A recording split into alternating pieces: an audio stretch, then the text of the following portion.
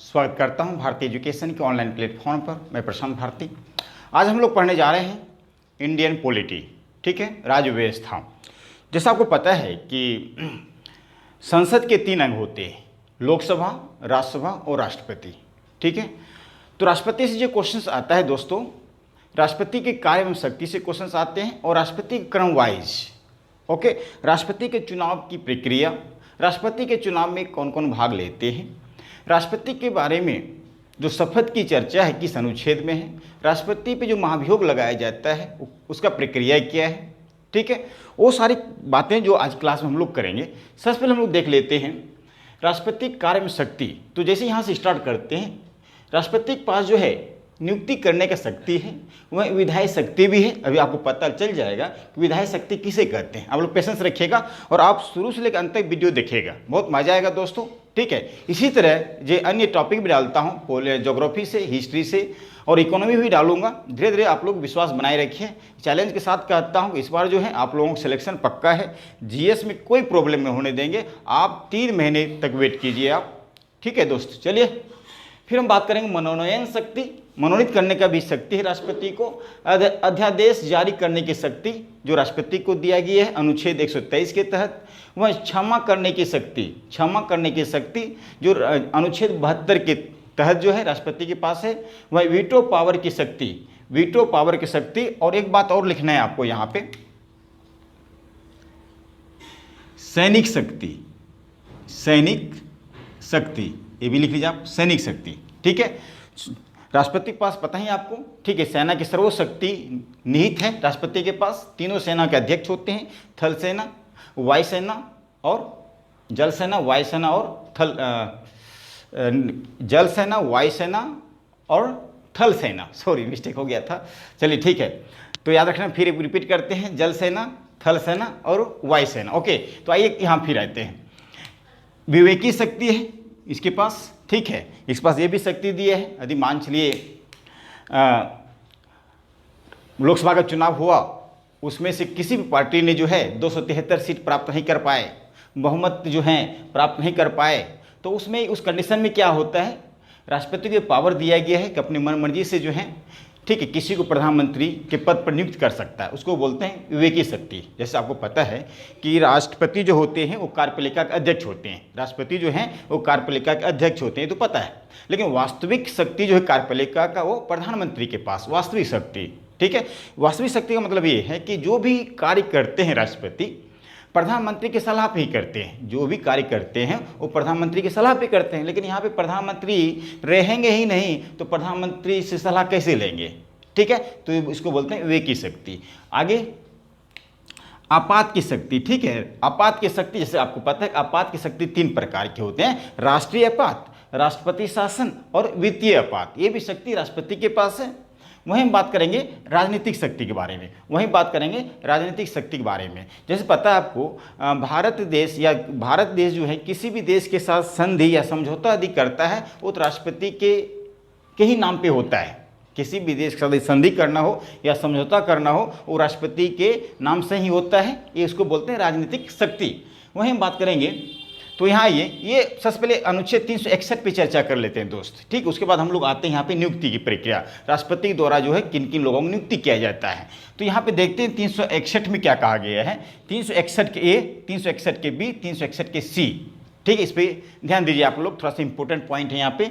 361 के अनुच्छेद आर्टिकल 361 के ए में कहा, 361 के ए में क्या कहा गया है, राष्ट्रपति राज्यपाल अपने सरकारी कर्तव्यों के निर्वहन में किए गए कार्यों का जवाबदेही नहीं रखता।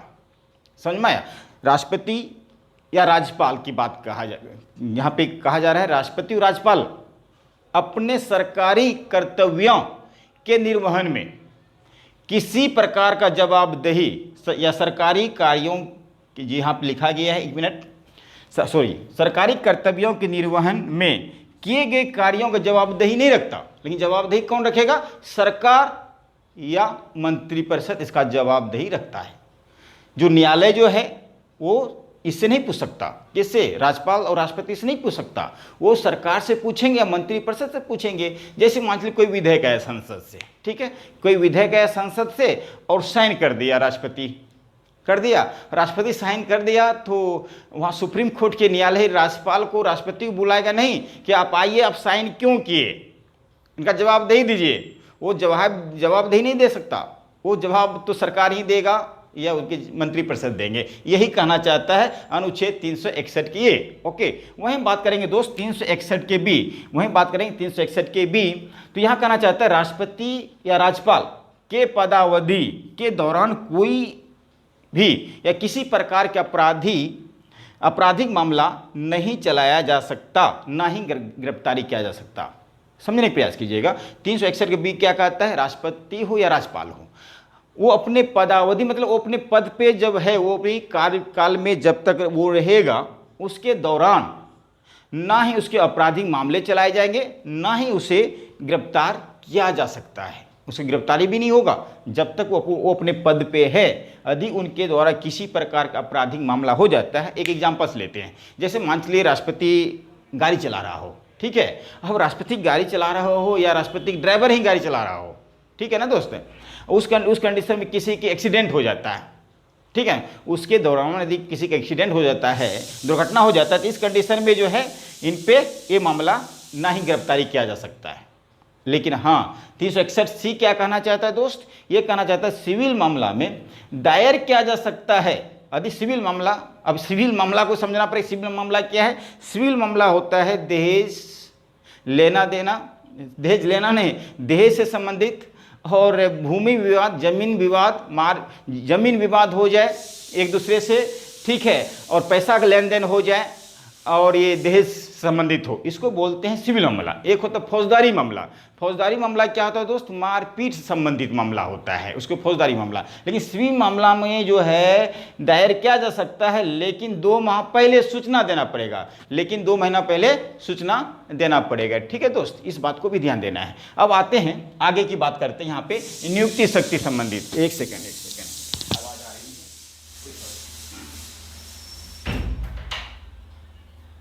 उसको बंद करूंगे।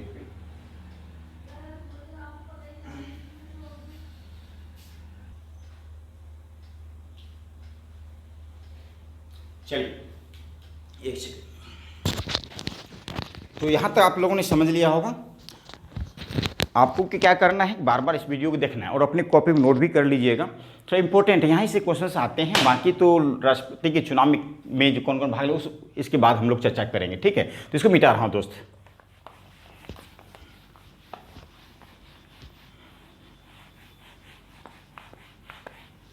तो यहाँ से स्टार्ट करते हैं नियुक्ति से संबंधित, ठीक है। तो यहाँ से इस टॉपिक को नोट कीजिए आप, हेडिंग डाली यहाँ पे लिख आता हूँ नियुक्ति।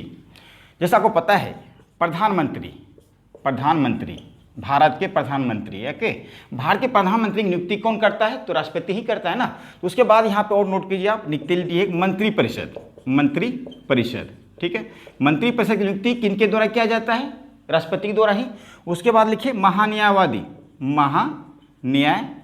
की नियुक्ति किसके द्वारा किया जाएगा, राष्ट्रपति के द्वारा ही नियुक्ति किया जाता है, राष्ट्रपति के द्वारा नियुक्ति किया जाता है, ठीक है। उसके बाद यदि हम बात करते हैं SC ST एंड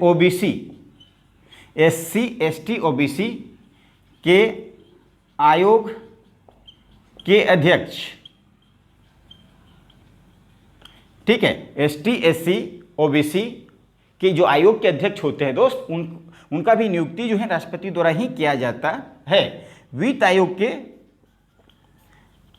आयोग के सदस्य या वित्त आयोग के अध्यक्ष,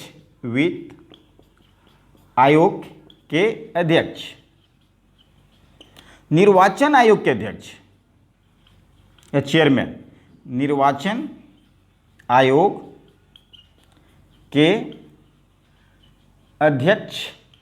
उसके बाद हम बात करते हैं निर्वाचन आयोग, राजदूत की नियुक्ति जो है राष्ट्रपति द्वारा ही किया जाता है। राजदूत देखिए क्या होता है कि दूसरे देश से भी तो राजदूत आता है ना भारत, और भारत के भी लोग जाते हैं दूसरे देश राजदूत बनकर, उसकी भी नियुक्ति जो है ना राष्ट्रपति द्वारा ही किया जाता है। यहाँ तक समझ में आया आपको। उसके बाद 2-4 और लिखिए आप, मंत्रिपरिषद, प्रधानमंत्री, महान्यायवादी, ST SC OBC के आयोग के अध्यक्ष, वित्त आयोग के अध्यक्ष, निर्वाचन आयोग के अध्यक्ष, राजदूत। यहाँ तक समझ में आया। अब उसके बाद नोट कीजिए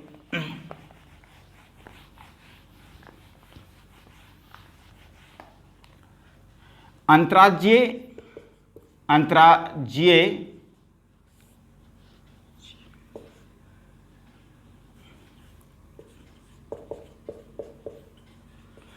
अंतर्राज्यीय परिषद के सदस्य अंतर्राज्यीय परिषद के जो सदस्य होते हैं इनका भी नियुक्ति जो है राष्ट्रपति के द्वारा ही किया जाता है। हम आपको बताएंगे राष्ट्रीय विकास परिषद क्या होता है, अंतर्राज्यीय परिषद क्या होता है, इस टाइप के जो है आपको याद रखना। उसके बाद हम बात करते हैं सुप्रीम कोर्ट एवं हाई कोर्ट के मुख्य न्यायाधीश। सुप्रीम कोर्ट हाई कोर्ट के मुख्य न्यायाधीश की जो नियुक्ति है इन्हीं के द्वारा किया जाता है। किसके द्वारा? राष्ट्रपति के द्वारा। सुप्रीम कोर्ट हाई कोर्ट के मुख्य न्यायाधीश की नियुक्ति किसके द्वारा? राष्ट्रपति के द्वारा। यहाँ से कई बार क्वेश्चन पूछा गया है। उसके बाद बात करेंगे यूपीएससी। यूपीएससी के जो अध्यक्ष होते हैं, यूपीएससी के अध्यक्ष चेयरमैन, इसकी नियुक्ति भी किसके द्वारा? राष्ट्रपति के द्वारा। अब होता है अल्पसंख्यक आयोग के अध्यक्ष। अल्पसंख्यक आयोग के अध्यक्ष, ठीक, इसकी भी नियुक्ति जो है राष्ट्रपति के द्वारा ही किया जाता है। अल्पसंख्यक आयोग के अध्यक्ष। यहाँ तक समझ में आया? ठीक है दोस्त। और लास्ट में लिखिए राज्यपाल एवं उपराज्यपाल। राज्यपाल एवं उपराज्यपाल। राज्यपाल एवं उपराज्यपाल की जो नियुक्ति है किसके द्वारा? राष्ट्रपति के द्वारा। यहाँ तो समझ में आ रहा है? ठीक है। अब आइए, ये तो नियुक्ति संबंधित बातें हो गई, नियुक्ति संबंधित बातें हो गई। अब आइए, अब बात करेंगे विधायी संबंधी बातें। विधायी शक्ति। विधायी शक्ति में पहला पॉइंट लिखिए, ठीक है। पहला पॉइंट क्या लिखेंगे आप? कि संयुक्त अधिवेशन राष्ट्रपति के द्वारा जो है संयुक्त अधिवेशन जो है कराने की शक्ति है। संयुक्त अधिवेशन क्या होता है? दोनों से, एक लोकसभा सदन और राज्यसभा सदन, दोनों के एक स्थान पे लाना, एक जगह पे लाना, उसको बोलते हैं संयुक्त अधिवेशन। जब समान विधेयक पे दोनों सदन में विवाद खड़ी हो जाए, समान विधेयक, ठीक है, 3 प्रकार के विधेयक होते हैं, धन विधेयक, वित्त विधेयक और समान विधेयक। समान विधेयक में यदि दोनों सदनों में इस विधेयक को लेकर विवाद हो, बहस चले, तो इस कंडीशन में राष्ट्रपति जो है दोनों सदन को बुलाता है, लोकसभा और राज्यसभा सदन को बुलाएगा, ठीक है। तो उसमें इसकी किसी विधेयक को जो अंतिम फैसला दिया जाता है, ठीक है, फैसला हो भी सकता है, फैसला नहीं भी हो सकता, इस बात को ध्यान दीजिएगा। अंत में जो है 3 बार अब तक बुलाया गया संयुक्त अधिवेशन। एक था बैंक से संबंधित, दूसरा था आतंकवादी निरोधक से संबंधित, और जो सबसे शुरू में था वो दहेज प्रथा संबंधी था। तो टाइम भी आपको याद करवा दूं, 1960 में पहली बार संयुक्त अधिवेशन बुलाया गया था। उसके बाद 1978 में जो है, उसके बाद 2001 में, ये 3 बार अब तक संयुक्त अधिवेशन जो है बुलाया गया है राष्ट्रपति के द्वारा मात्र। ये भी क्वेश्चन पूछ सकता है आपके पेपर में। अब तक संयुक्त अधिवेशन जो है कितनी बार बुलाया गया? 3 बार। किस संबंधित था? पहला था दहेज से संबंधित, दूसरा था बैंक से संबंधित, तीसरा था आतंकवादी संबंधित, ठीक, आतंकवाद से संबंधित। ओके, तो ये था आपका संयुक्त अधिवेशन की शक्ति। उसके बाद दूसरा, एक तो पहला शक्ति आपने देखा, दूसरा विधायी शक्ति में देखिएगा। दूसरा विधायी शक्ति में देखिए कि जैसे मान चलिए साल में 2 बार होता है लोकसभा का सत्र, ठीक है। तो साल के प्रथम सत्र में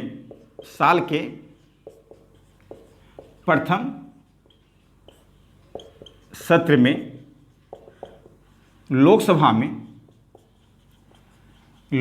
में भाषण देने का अधिकार है। यह है विधायी शक्ति, ठीक है। साल के प्रथम सत्र में हर 6 महीने बैठक होती है लोकसभा में भाषण देने का अधिकार भी है। किसको? राष्ट्रपति को। इसको बोलते हैं विधायी शक्ति। उसके बाद और आपको याद रखना है, इसके अलावा कोई भी कानून तभी बनता है जब राष्ट्रपति का साइन होता है। कोई भी कानून तभी बनता है जब राष्ट्रपति का साइन होता है। कानून तो संसद में बनता है, और संसद के अंग है ना राष्ट्रपति, तो ये भी विधायी शक्ति में आ जाएगा।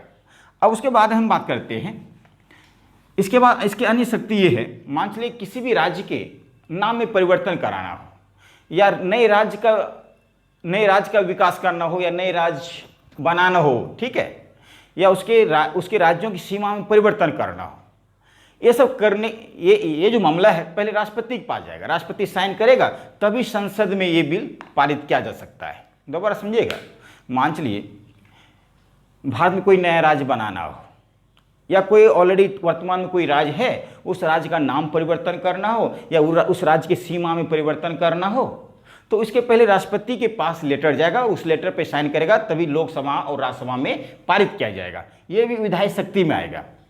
उसके बाद हम समझिए धन विधेयक से संबंधित कोई मामला हो, ठीक है, धन विधेयक पहले राष्ट्रपति के पास जाता है लेटर, उस लेटर पर साइन करता है तब लोकसभा में पारित होता है। धन विधेयक से संबंधित भी याद रखिएगा इस बात को, ठीक है। तो ये सारी बातें जो थी विधायक शक्ति में थी। एक बार फिर रिपीट कर लेते हैं, हो सकता है बहुत कंफ्यूज हो जाएंगे आप लोग, तो बहुत सारी बातें बता दिया, कंफ्यूज होने की कोई चांस नहीं। 2-3 बार आप रिपीट कर करके देख सकते हैं। पहला मैंने क्या बताया विधायक शक्ति में, ठीक है, राष्ट्रपति के साइन से ही कोई कानून बनता है, वो है विधायी शक्ति, ठीक है। संसद के प्रथम सत्र में जो है राष्ट्रपति को यह अधिकार दिया है कि वो जो भाषण दे सकता है लोकसभा में, ठीक है। उसके बाद मैंने कहा कि संयुक्त अधिवेशन बुला सकता है, लोकसभा राज्यसभा को एक स्थान पे बुलाने की भी अधिकार राष्ट्रपति को है। उसके बाद मैंने आपको ये बताया कि जब किसी राज्य का निर्माण करना हो, नए राज्य का, या किसी वर्तमान में राज्य में जो है उसमें नाम में परिवर्तन, उसके क्षेत्र में परिवर्तन करना हो, तो पहले राष्ट्रपति के पास ही आएगा साइन करवाने के लिए, ठीक है। तो ये मामला आपको देखना है विधायी शक्ति में। तो अब ये मनोनयन की शक्ति, मनोनयन की शक्ति मतलब मनोनीत करने की शक्ति, हाँ, मनोनीत करने की शक्ति। यहाँ तक आवाज़ आ रही है आपको? 1 मिनट, ठीक है। तो मनोनीत करने की शक्ति, जैसे आपको पता है कि लोकसभा में 2 लोगों को मनोनीत किया जाता है, ठीक है, अनुच्छेद कितने के तहत दोस्त? 331। वहीं पे राज्यसभा में 12 लोगों को मनोनीत किया जाता है ना, अनुच्छेद 80 के 3, अनुच्छेद 80 के 3, ठीक है, ये भी आपको याद रखना है।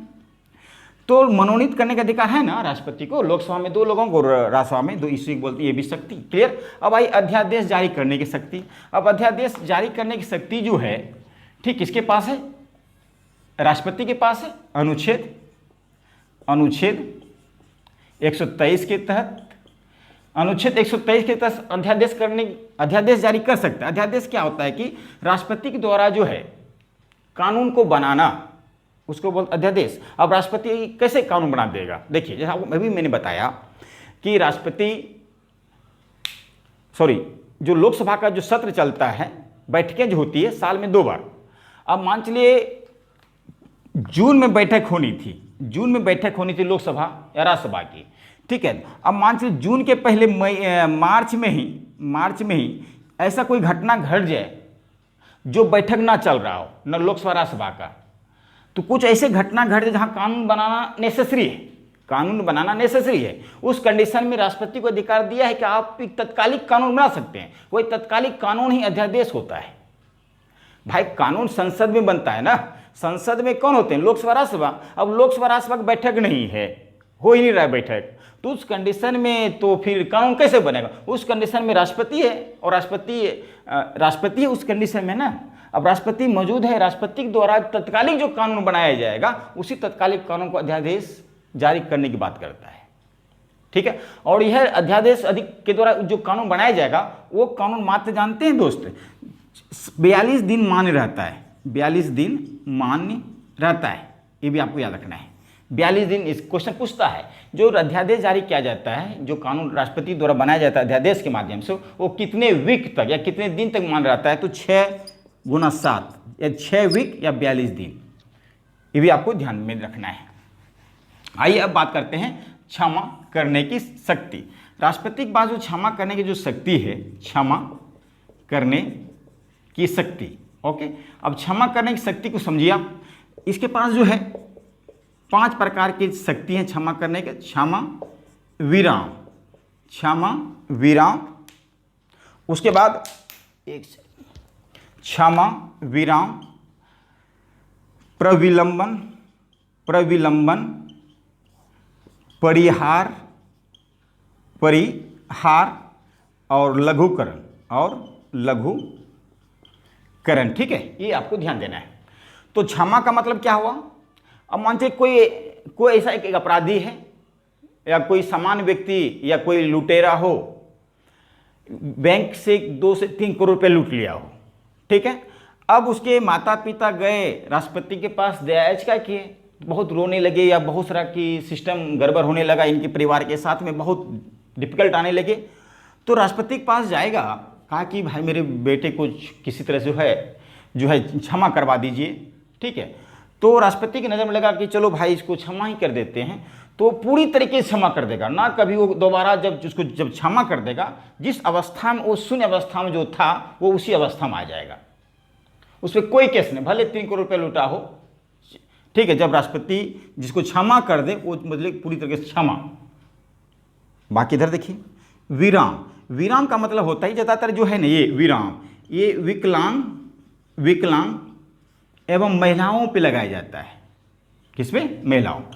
महिलाओं, जैसे मान ली कोई गर्भवती महिला हो, ठीक है, या कोई विकलांग हो जाए, पूरी तरीके से दिक्कत आने लगी, अंधा आदमी हो, तो उस पर उसके इन दोनों के साथ कोई क्राइम कर दिया गया हो, ठीक है। अब गर्भवती महिला है, उस कंडीशन में जो है उन पे जो सज़ा मिला है अरेस्ट करने का, उस सज़ा को थोड़ा कुछ समय के लिए विराम कर देगा, रोक सकता है, इसको बोलते हैं विराम। क्या बोलते हैं? विराम। मान लो टांग टूट गया, विकलांग हो गया किस तरीके से, अब इन लोगों पे जब इस प्रकार की क्राइम का कोई केस लगेगा तो इनको कुछ समय के लिए राष्ट्रपति को अधिकार दिया है कि उस पर विराम लगाया जा सकता है, उसकी सज़ा मिलेगी लेकिन बाद में मिलेगी। प्रविलंबन का मतलब क्या होता है? राष्ट्रपति को अधिकार दिया है, यदि मान लो किसी को फांसी की सज़ा मिला हो, किसको? फांसी की सज़ा मिला हो, फांसी की सज़ा को रोकने का भी अधिकार है, ठीक है, राष्ट्रपति को। फांसी की सज़ा किसी को दे दिया गया हो, ठीक है, इस कंडीशन में राष्ट्रपति को अधिकार दिया गया है कि वो फांसी की सज़ा को रोक सकता है, ताकि वो दोबारा से कोर्ट जो है और दया याचिका कर सके, ठीक है, मामले को फिर निपटा जा सके। तो ये है प्रविलंबन। प्रविलंबन मतलब फांसी की सज़ा को रोकना।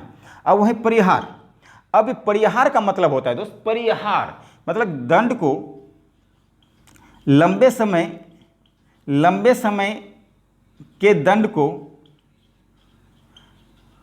कम समय के लिए, कम समय मतलब लंबे, किसी को 10 साल की सज़ा मिला हो उनको 8 साल की सज़ा करवा देना, 5 साल की सज़ा करवा देना, उसको बोलते हैं परिहार। तो लंबे समय की दंड को, लंबे समय की सज़ा को जो है, उस सज़ा को, लंबे समय की सज़ा को कम समय में परिवर्तित करना, इसको बोलते हैं परिहार।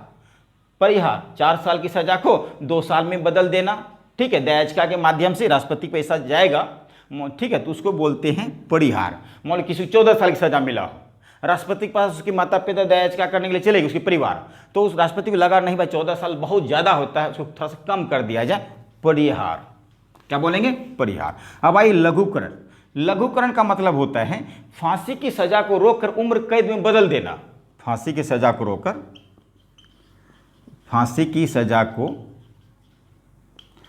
रोक कर जो है ना उम्र कैद में बदल देना, ये होता है लघुकरण। फांसी की सज़ा को रोककर उम्र कैद में बदल देना, इसको बोलते हैं लघुकरण। ये था क्षमा करने की शक्ति। अब आइए हम बात करेंगे वीटो पावर की शक्ति। राष्ट्रपति देखते हैं, एक सेकंड, ठीक है, वीटो पावर की शक्ति, वीटो पावर की शक्ति, क्लियर। अब वीटो पावर की शक्ति में देखिए, ये भी 3 प्रकार का होता है। एक होता है आत्यंतिक वीटो,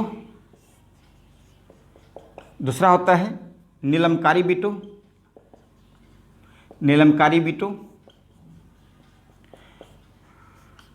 आत्यंतिक वीटो, निलंबकारी वीटो।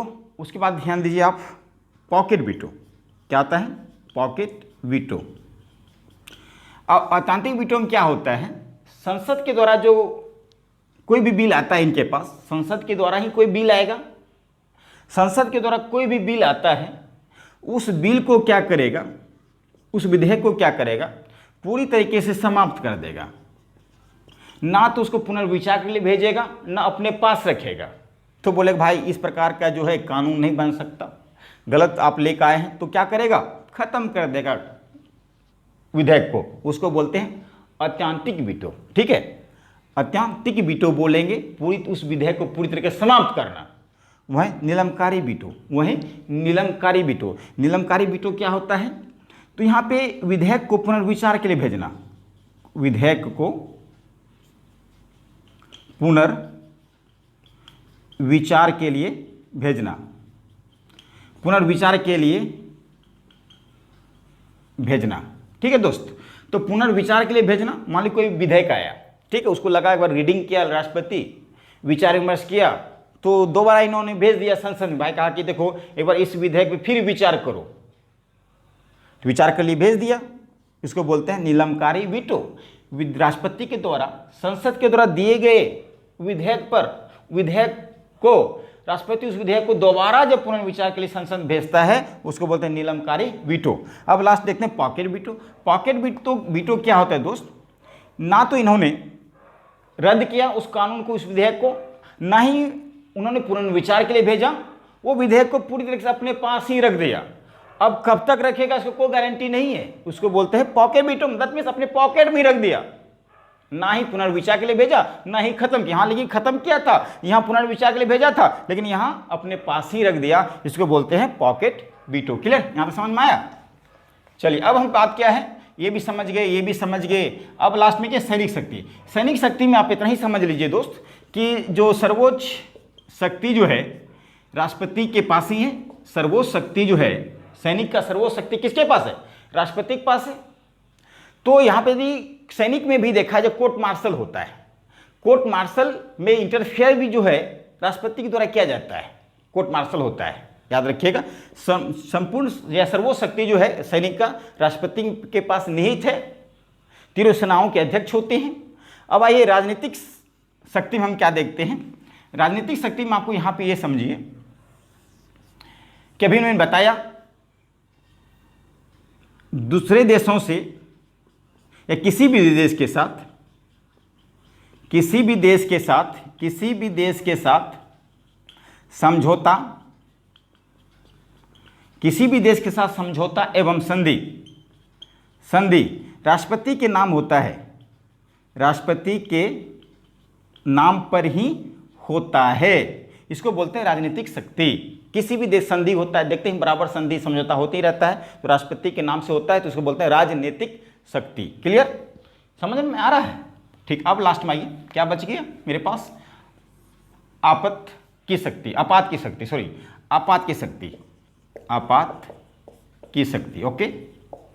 अब जैसे आपको पता है आपात शक्ति तीन प्रकार के होते, नहीं, कौन कौन, एक होता है राष्ट्रीय आपात, एक होता है राष्ट्रीय आपात, और दूसरा क्या होता है, एक राष्ट्रीय आपात और दूसरा होता है राष्ट्रपति शासन, और लास्ट में होता है वित्तीय आपात। ठीक है दोस्त, वित्तीय आपात।